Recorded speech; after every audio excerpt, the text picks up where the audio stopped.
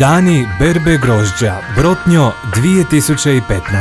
60. turističko-kulturno-gospodarstvena manifestacija u Čitluku od 18. do 20. rujna. Program: Petak, 18. rujna, 19 sati. Izložba slika akademskog slikara Miroslava Šetke u galeriji kluba Matice Hrvatske Čitluk. U 20 sati u hotelu Brotnjo promocija knjige profesora Emila Raspudića Kraljevska gozba.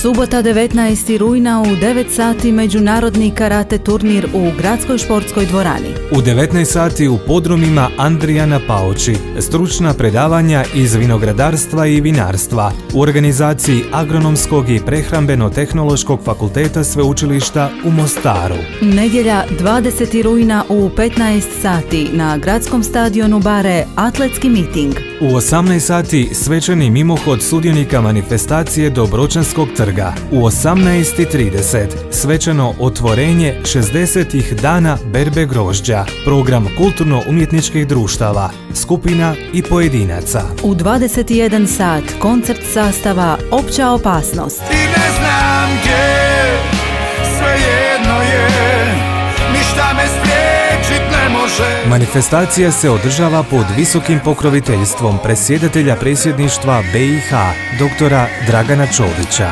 Organizatori manifestacije: Općinsko vijeće Čitluk, HIC Čitluk, Matica Hrvatska Čitluk, Udruga vinogradara i vinara Hercegovina, Turistička zajednica HNŽ podružnica Čitluk Međugorje Bijakovići, HKUD Brotnjo Čitluk, suorganizatori Atletski klub Brotnjo, karate klubovi Hercegovina Brotnjo i Međugorje. 60. dani berbe grožđa u Čitluku od 18. do 20. rujna. Pridružite nam se, radujmo se i zapjevajmo. Živjeli!